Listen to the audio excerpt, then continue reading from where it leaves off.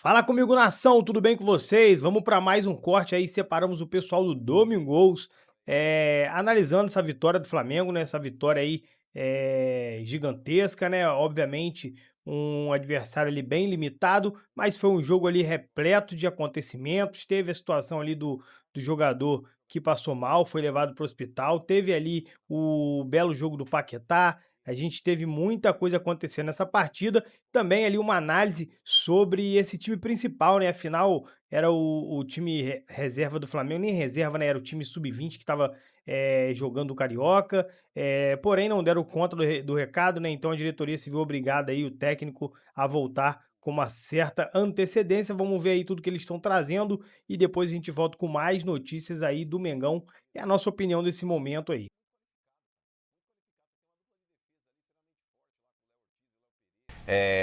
A gente não pode aqui transferir, por exemplo, o time sub-20 esquece. Esquece. Esse time que estava jogando aí o começo do Campeonato Carioca não é um time que o Flamengo vai utilizar. Só puseram aí realmente para dar folga pro elenco. Se a gente pegar, por exemplo, o time do Flamengo, vamos colocar aqui no papel de novo, igual eu fiz com o Palmeiras. Você tem lá o meio campo para frente, você tem lá Pulgar, aí você vai jogar ali com Jorginho, com Arrascaeta e Paquetá. Na frente você pode formar uma dupla aí com Bruno Henrique e Pedro, Cebolinha e Pedro, Cebolinha e Bruno Henrique, enfim, qualquer um. Mas aí você vai para um banco, você tem Carrascal, você tem Luiz Araújo, você tem os Michael, tem o Lino. Pô, é um elenco. Não, Michael já saiu, já até saiu. Já. É verdade, o Michael já deu área, não ia ter espaço para ele jogar. Mas, cara, você tem Lino, você tem Carrascal, um dos dois ali, ou o Bruno Henrique ou o Cebolinha vai começar no banco. Porque o Bruno Henrique até tá jogando de centroavante, né? Ele tá meio que substituto do Pedro ali. Mas é um elenco muito qualificado, cara. Muito qualificado. Você tem uma dupla de defesa ali extremamente forte lá com o Léo Ortiz e o Léo Pereira. Sabe? As laterais do Flamengo ainda podem deixar um pouco a desejar. O pessoal pega bastante no pé ainda, principalmente do lateral esquerdo. Mas o Varela é um cara também que está estabilizado na direita. O Rossi é um goleiro que a torcida do Flamengo confia. É um elenco muito forte, cara. É muito forte. Mas assim, tem pra onde olhar, né? Não sei Vamos se de assunto? Rapidinho, eu não sei se vocês acompanharam alguns jogos do Flamengo, mas quando jogou Ortiz e o menino lá, o Léo Pereira? Léo Pereira, pô, teve jogo que eles estavam dando 3 toques de letra lá atrás, sabe? Agora como ele dando, sabe? Você via que, pô, os caras já sabem, é uma dupla de zaga que sai bem jogando e marca bem defensivamente também. Volte e meio, o Léo Pereira, inclusive, tá marcando teve jogo gol, que eu falava, não, eles podiam parar um pouquinho, né? Estão abusando já. O Felipe Luiz sabe Agora vai, duvido, o Felipe se pegar... Luiz sabe disso. O Flamengo teve que trocar literalmente o pneu com o carro andando, tentar se ajustar ali, se ajeitar para evitar esse possível rebaixamento, essa ameaça? Ah, claro. O Flamengo ele tinha a ambição, se o time sub-20 desse conta do recado, de manter esse time jogando o Campeonato Carioca. Esses jogadores do Flamengo eles só entram realmente para jogar o Campeonato Carioca devido à ameaça que o Flamengo estava sofrendo de até queda dentro de uma competição que o Flamengo, sobra. Mas é nítido que os jogadores do Flamengo, até pela temporada desgastante do ano passado, o acúmulo de jogos, o Flamengo disputou tudo até o final do ano, enfim. Então é uma situação ali que os jogadores precisavam de descanso também. Ainda mais sabendo que esse ano, até pelo fato Copa do Mundo, o campeonato está ainda mais achatado e o elenco do Flamengo tem tudo para brigar novamente aí por tudo que disputar. O Campeonato Carioca ia ser praticamente aí uma pré-temporada de luxo. Os jogadores titulares iam só se manter condicionados ali no treinamento, fazer um jogo esporádico ou outro, talvez aí na época dos clássicos, mas o restante dos jogos aí da competição estadual era pro sub-20. Mas aí quando a água bateu no traseiro, meu irmão, não tem o que fazer, né? Vai cair no Carioca? Não dá. Aí o Flamengo teve que colocar, pelo menos, se não toda a sua força máxima, boa parte dela para dar conta do recado. Bem, o Flamengo agora vai poder, mais adiante, avançar na competição, né? Porque vai poder dar sequência no Campeonato Carioca. Você acredita, Michel, que jogando com o seu time, com força máxima, com o regresso do Paquetá, existem chances reais de que o Flamengo, apesar de ter passado esse susto, vença a competição? Qualidade tem, Jair. Agora, eu concordo com o Mano. Acho que se o elenco do Flamengo tivesse a oportunidade de escolher, eu acho que fez isso no começo, seria privar os seus melhores jogadores nesse começo de temporada com o calendário que vai ser nesse ano e botar a molecada para jogar e poder recuperar os seus atletas do ano que foi o ano passado, onde eles jogaram o ano todo e chegaram e foram campeão de tudo. Mas não aconteceu. Então, devido a isso, teve que acionar, tanto que a gente viu aí quase todos os jogadores ontem em campo jogando contra o Sampaio Corrêa. Mas eu acho que se derem chance, eu acho que o Flamengo precisava, mesmo com o que aconteceu durante a partida com o jogador Alexandre lá, acho que o Flamengo, esse 7-1 para mim, teve esse episódio, mas para mim não é estranho. Nada normal. Nada anormal. Acho que é um elenco para no Campeonato Carioca, com todos os seus jogadores em campo, fazer isso aí. Não tenha sombra de dúvida. E, às vezes, um elenco ele precisa dar uma engrenada, precisa dar uma empurradinha. Aí, pô, o Flamengo precisa disso, pô, começo de temporada. Precisa dar uma... São Paulo aconteceu isso pra mim no jogo contra o Flamengo. O primeiro jogo do Campeonato Brasileiro. Sim. São Paulo vence. Quando São Paulo vence. Aquilo ali ajudou muito São Paulo.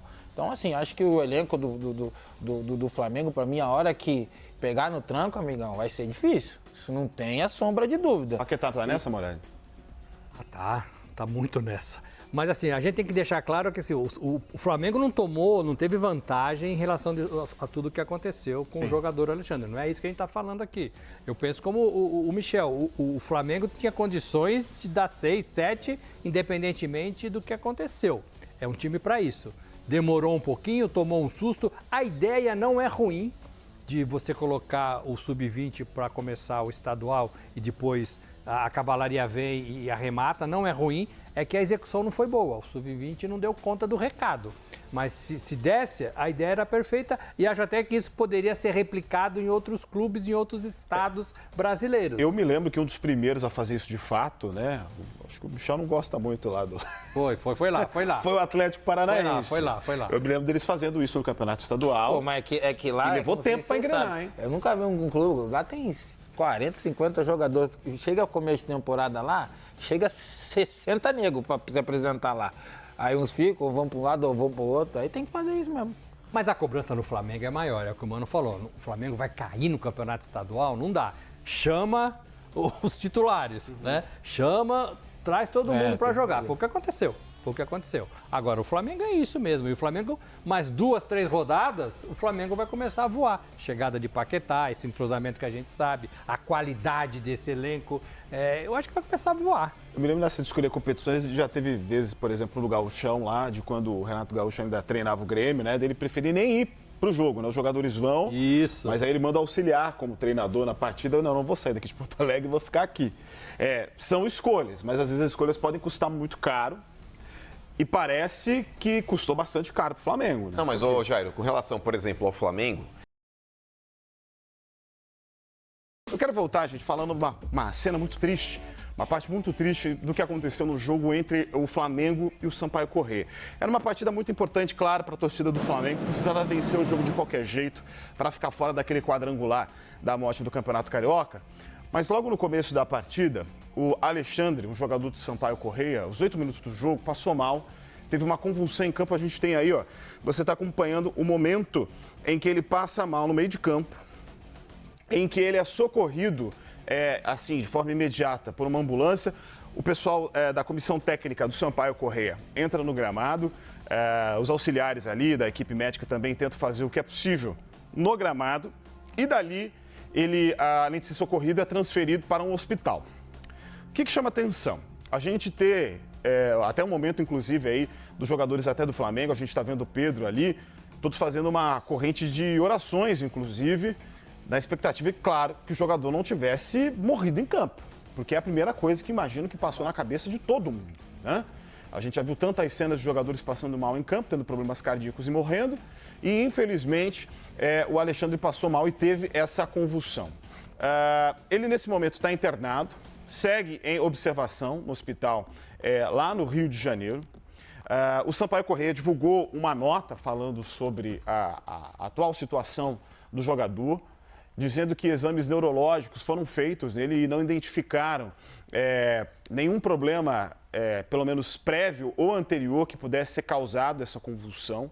Ainda não se sabe, portanto, a razão pontual e imediata do que teria causado essa convulsão no Alexandre. E a gente, claro, também fica na expectativa de saber como é que está o estado de saúde dele nesse momento. Ainda não temos um outro boletim médico.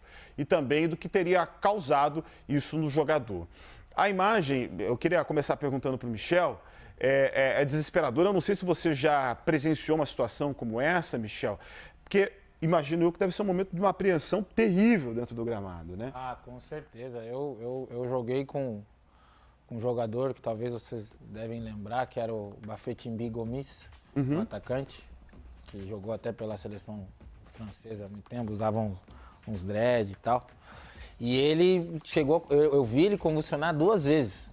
Uma vez numa pré-temporada, que a gente estava na Espanha, um calor e tal, e uma vez num jogo. Então é uma cena assim que passa muita coisa na sua cabeça, né? A gente tem imagem aí do próprio Ferrer no Benfica que teve problema, aqui no São Caetano uns tempos atrás, até contra o próprio São Paulo, do Serginho. Então assim, a gente tem vários exemplos aí de jogadores que vieram a falecer durante uma partida. Graças a Deus isso não aconteceu com o Alexandre, mas é uma preocupação. Quando você vê aí os jogadores do próprio Sampaio Corrêa e do Flamengo fazendo uma roda de oração ali, pedindo, né, cada um, né, respeitando cada um sua religião, mas naquele momento ali já não é mais o jogador, o adversário, e sim o ser humano, né? Então você tem que pedir para que nada ali aconteça com ele, tanto que você vê o jogador, que eu nem sei qual é o jogador ali na hora, no instante que ele já cai, o jogador do Flamengo já começa a chamar os médicos. Começa a abanar, né, com uma camiseta. E a imagem, ela é forte, quando você vê, tem uma imagem bem de baixo, assim, que você consegue ver todo o momento onde ele vem a convulsionar, então, assim, é um momento desesperador, né? Você não quer isso, você não deseja isso nem pro seu rival, o maior adversário dentro de campo. Acho que é algo que eu já vivenciei, imagino que naquele momento ali todo mundo se preocupou, ainda está preocupado, né? Porque ele ainda se encontra no hospital, mas acho que com certeza, graças a Deus, ele possa se recuperar, né? E voltar a exercer o que ele gosta de fazer, que é jogar futebol. Mas é uma cena preocupante, né? A gente se preocupa, acho que, até brinco, muitas das vezes, eu nunca fui um jogador, por exemplo, eu posso abrir aqui para vocês, nunca fui de ficar disputando muito bola de cabeça, porque tem lances assim que quando você bate cabeça com cabeça pode acontecer algo grave, mas faz parte, são ossos do ofício, né? E ali ele cai sozinho, né? E há 8 minutos do primeiro tempo, logo no começo do jogo, então porque assusta isso, né? Porque normalmente você espera que pelo menos ele seja meio cansado, tem algum estresse, né? Que é o que às vezes a gente viu algumas partidas, né? Para que pudesse estimular talvez uma situação ruim dentro de campo. Obviamente que isso aqui, a gente está falando na base da experiência, depende de uma posição de um médico que vai fazer uma avaliação no jogador depois ele sair desse momento inicial. Só antes da gente dar conversa, eu achei a nota aqui do Sampaio Corrêa, eu quero compartilhar com vocês. O atleta Alexandre foi atendido no Hospital Quinta-Dó, lá no Rio de Janeiro, o jogo aconteceu no Maracanã, passando por tomografia computadorizada e eletrocardiograma. Não foi constatada nenhuma lesão cardiológica nem neurológica. Se tiver alguma lesão, ou seja, pode ter uma consequência muito pior e, por sorte, não foi constatado. E tem outra coisa também, Jairo, que agora eu lembrei que eu vi hoje de manhã, parece que o Alexandre, ele sofreu um acidente de carro em 2024, de moto, 2024, se eu não me engano. Até o pessoal estava querendo procurar saber se foi devido a esse acidente, associar isso. Não sei se você tem essa informação. Por enquanto não, porque a gente está na dependência do hospital. Tem muito também. Agora. Será que o nervosismo, de tipo, depois do que você passou, de você sofrer um acidente, talvez a sua carreira ser colocada em jogo, você voltar, você se recuperar, você jogar no Maracanã contra um Flamengo, será que isso talvez não seja algo que possa chegar aí? Não sei, né? Não sou... Porque, você muitas das vezes tem jogador aí que fica muito nervoso de estar de um lado num Paquetá, um Maracanã cheio. Tem tudo isso também. Não se alimentou bem. Enfim, tem várias possibilidades aí, já que ele fez todos os exames e graças a Deus não constou nada. Mas porque, com 8 minutos o cara ficar do jeito que ele ficou ali é complicado. Tanto que ele está agora em observação, é o que ele vai ficar, inclusive, vai fazer alguns exames, ressonância magnética, exame de sangue, né, para acompanhar a situação de saúde dele. E diz que aqui o Sampaio Corrêa que vai trazer mais informações assim que tiver mais detalhes, né?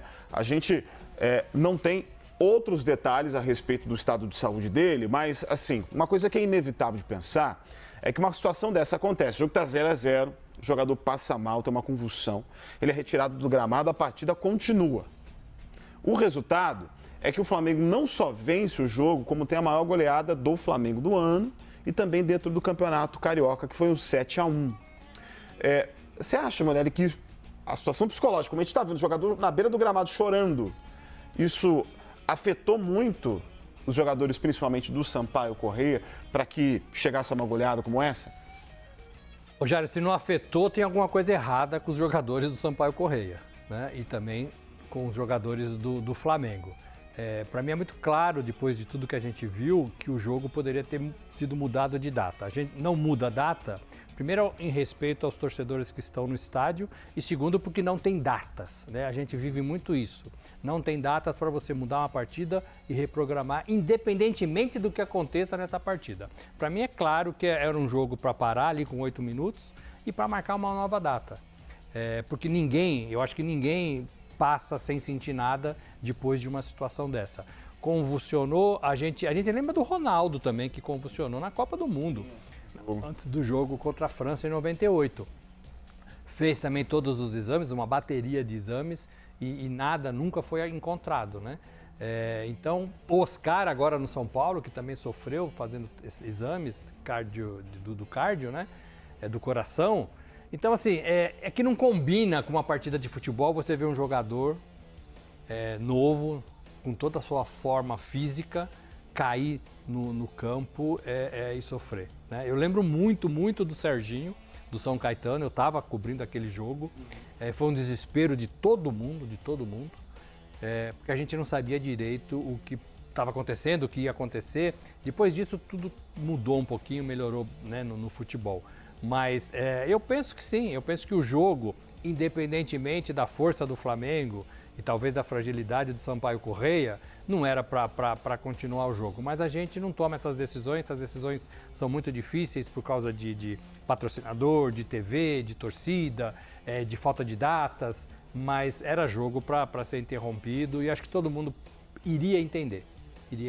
Só para te dar um exemplo, o Flamengo nesse mês, se a gente somar todas as competições, são 4 ao mesmo tempo, né?